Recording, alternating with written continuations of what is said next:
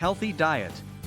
A balanced diet can help prevent non-communicable diseases, NCDs, such as diabetes, heart disease, stroke, and cancer, as well as malnutrition in all of its manifestations.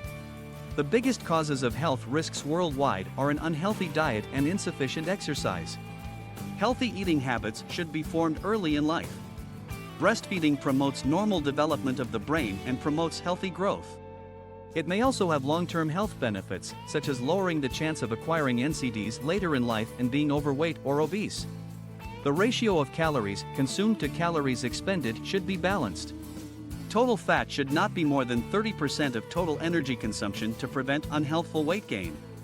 With a change in fat consumption away from saturated fats and trans fats and towards the objective of eliminating industrially generated trans fats, intake of saturated fats and trans fats should be less than 10% and less than 1% of total energy intake, respectively.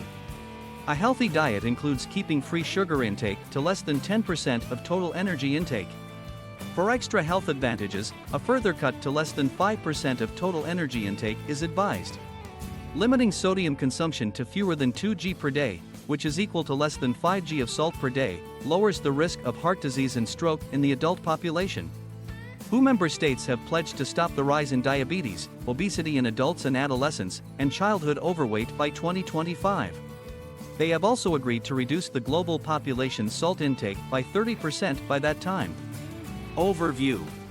A healthy diet is consumed throughout the life course and aids in preventing a number of non-communicable diseases, NCDs, and illnesses, as well as malnutrition in all of its manifestations. However, there has been a change in dietary patterns as a result of increased production of processed foods, growing urbanization, and changing lifestyles. Nowadays, individuals eat more meals that are heavy in calories, fats, free sugars, and sodium, and many people eat insufficient amounts of fruit, vegetables, and other dietary fiber-rich foods like whole grains. Depending on individual characteristics, such as age, gender, lifestyle, and level of physical activity, cultural context, regionally accessible foods, and dietary habits, a diversified, balanced, and healthy diet will take on different compositions. But the fundamental ideas of what makes up a healthy diet stay the same. For adults, a healthy diet includes the following: whole grains, nuts, legumes such as lentils and beans, and fruits and vegetables, e.g. unprocessed maize, millet, oats, wheat and brown rice. A minimum of 400 g, 5 pieces, or 5 portions, of fruit and vegetables per day, omitting potatoes, sweet potatoes, cassava, and other starchy roots. Less than 10% of total energy intake from free sugars, which is equal to 50 g, or approximately 12 level teaspoons, for a person with a healthy body weight consuming roughly 2,000 calories per day, but less than 5% of total energy intake is preferred for additional health benefits. All added sugars to food or beverages, whether by the producer, cook, or consumer, as well as sugars found naturally in honey, syrups, fruit juices, and fruit juice concentrates, are considered free sugars. Fats should make up less than 30% of total energy consumption. Saturated fats, which are present in fatty meat, butter, palm and coconut oil, cream, cheese, ghee, and lard, as well as trans fats of all kinds, including ruminant trans fats, are to be avoided. These fats can also be found in baked and fried foods, as well as in prepackaged snacks and foods like frozen pizza, pies, cookies, biscuits, wafers, and cooking oils and spreads, found in meat and dairy foods from ruminant animals such as cows, sheep, goats, and camels. It is advised that fat intake be kept to 1% of total energy intake and saturated fat intake to less than 10% of total energy intake. In particular, industrially produced trans fats are not part of a healthy diet and should be avoided. A daily salt intake of no more than 5 g, or roughly 1 teaspoon. Salt needs to be iodized. For infants and young children. In a child's first 2 years of life, a nutritious diet promotes growth and enhances cognitive development. Additionally, it lowers the chance of gaining weight or being obese later in life and acquiring NCDs. While recommendations for a nutritious diet for babies and young children are similar to those for adults, the following factors are also crucial. Infants should be nursed exclusively for the first 6 months of life, constantly for the next 2 years, and beyond. Starting at age 6 months, breast milk should be supplemented with a variety of sufficient, secure, and nutrient-rich foods. Complementary foods shouldn't have salt or sugar added. Practical advice on maintaining a healthy diet. Fruit and vegetables. The risk of NCDs is decreased by eating at least 400 g, or 5 pieces, of fruit and vegetables every day, and it also helps to ensure that one consumes enough dietary fiber each day. Consumption of fruits and vegetables can be increased by consuming fresh fruit and raw vegetables as snacks, always including vegetables in meals, consuming fresh fruit and vegetables that are in season, and consuming a range of fruit and vegetables. Adults can avoid gaining unhealthily by limiting their total fat consumption to less than 30% of their total caloric intake. Reducing saturated fats to less than 10% of total energy consumption, trans fats to fewer than 1% of total energy intake, and replacing both saturated and trans fats with unsaturated fats, particularly polyunsaturated fats, all help lessen the risk of acquiring NCDs. By steaming or boiling food instead of frying it, swapping butter, lard, and ghee for oils rich in polyunsaturated fats like soybean, canola, rapeseed, corn, safflower, and sunflower oils, eating lean meats with less visible fat, and avoiding baked, fried, and pre-packaged snacks in fast food, one can reduce their intake of fat, especially saturated fat and industrially produced trans fat. Salt, sodium, and potassium. The majority of individuals don't get enough potassium and consume too much sodium through salt, 9 to 12 g on average per day, less than 3.5 g. High blood pressure is a result of consuming too much sodium and not enough potassium, which raises the risk of heart disease and stroke. Every year, 1.7 million fatalities may be avoided if salt consumption was reduced to the recommended amount of less than 5 g per day. Many times, people are ignorant of how much salt they actually eat. In many nations, processed foods, including ready meals, processed meats like bacon, ham, and salami, cheese, and salty snacks, and regularly consumed high-salt foods are the main sources of salt, e.g. bread. Additionally, salt is added to meals either at the time of consumption, such as in bouillon, stock cubes, soy sauce, and fish sauce, or during cooking, e.g. table salt. Limiting salt and high-sodium condiments, such as soy sauce, fish sauce, and bouillon, when cooking and preparing food, avoiding having salt or high-sodium sauces on the table, limiting the consumption of salty snacks, and choosing products with lower sodium contents are all ways to reduce salt intake. People should be urged to examine nutrition labels for a product's sodium content before buying or ingesting it because some food producers are reformulating recipes to lower the salt content of their goods. High salt intake can raise blood pressure, however potassium can counteract this. Fresh fruits and vegetables can help enhance potassium intake. Sugars for both adults and kids, less than 10% of total calorie consumption should come from free sugars. Additional health advantages would result from lowering intake to less than 5% of total calories. The risk of dental caries rises when free sugars are consumed, tooth decay. The intake of too many calories from meals and beverages with a lot of free sugars also causes unhealthy weight growth, which can result in overweight and obesity. Recent research reveals that reducing free sugar intake lowers risk factors for cardiovascular illnesses and that free sugars affect blood pressure and serum lipids.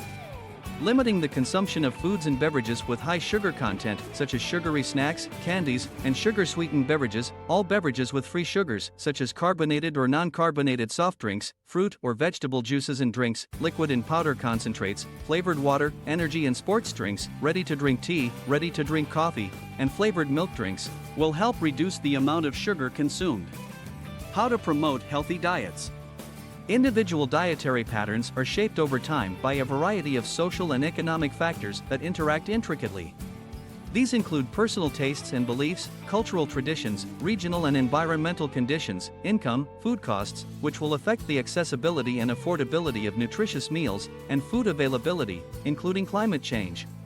A variety of sectors and stakeholders, including the government, the public, and the business sectors, must be involved in order to promote a healthy food environment, including food systems that encourage a diversified, balanced, and nutritious diet.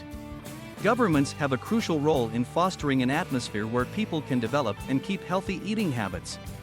Effective steps taken by policymakers to foster a culture of healthy eating include the following.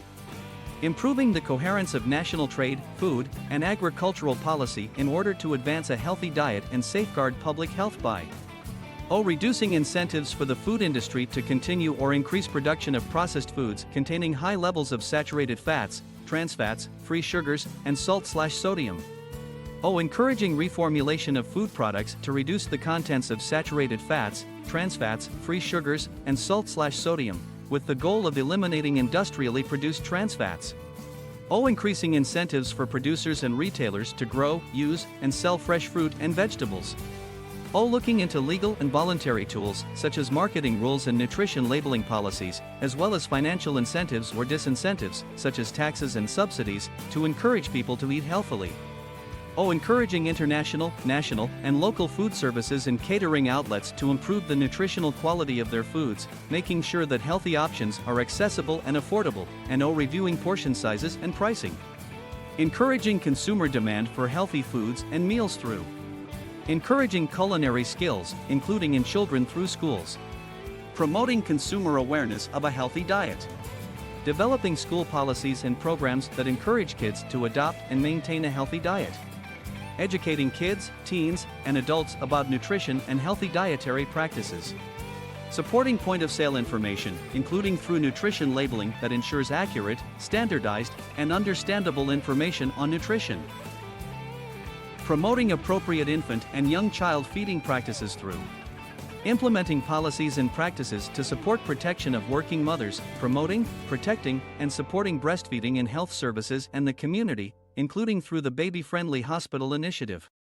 Adopting the International Code of Marketing of Breast Milk Substitutes and subsequent relevant World Health Assembly resolutions. WHO response. In 2004, the Health Assembly approved the WHO Global Strategy on Diet, Physical Activity, and Health. In order to support a balanced diet and regular physical activity, the strategy urged governments, the WHO, international partners, the commercial sector, and civil society organizations to take action at the global, regional, and local levels. A series of guidelines for the marketing of meals and non-alcoholic beverages to minors were approved by the Health Assembly in 2010. These guidelines help nations create new policies and enhance those that already exist to lessen the negative effects that marketing food and non-alcoholic beverages to children has on them. Countries can use the regionally specialized tools created by WHO to carry out the marketing recommendations, such as regional nutrient profile models. 6 global nutrition targets, including the lowering of anemia and low birth weight rates, the improvement of breastfeeding, and the reduction of stunting, wasting, and overweight in children, were adopted by the Health Assembly in 2012 along with a comprehensive implementation plan on maternal, infant, and young child nutrition. 9 international voluntary targets for the prevention and management of NCDs were adopted by the Health Assembly in 2013. These goals include halting the rise in diabetes and obesity and reducing salt consumption by 30% relative by 2025. To help member states, WHO, and other UN organizations meet the goals, the Global Action Plan for the Prevention and Control of Non-Communicable Diseases 2013 to 2020 offers direction and policy alternatives. The Commission on Ending Childhood Obesity was established by WHO in May 2014 as a result of the sharp increase in childhood obesity that is now occurring in many nations. The Commission put up a set of proposals in 2016 to successfully combat childhood and adolescent obesity in various global contexts. The Second International Conference on Nutrition was convened by WHO and the Food and Agriculture Organization of the United Nations, FAO, in November 2014.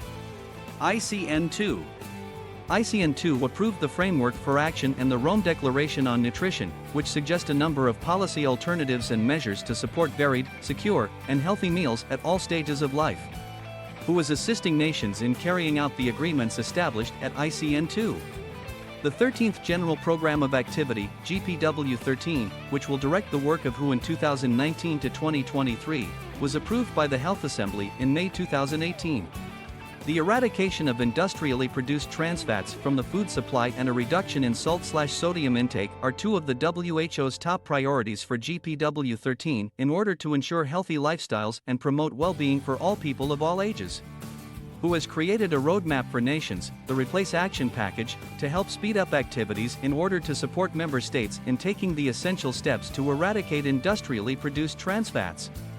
Thank you for watching. Have a healthy day.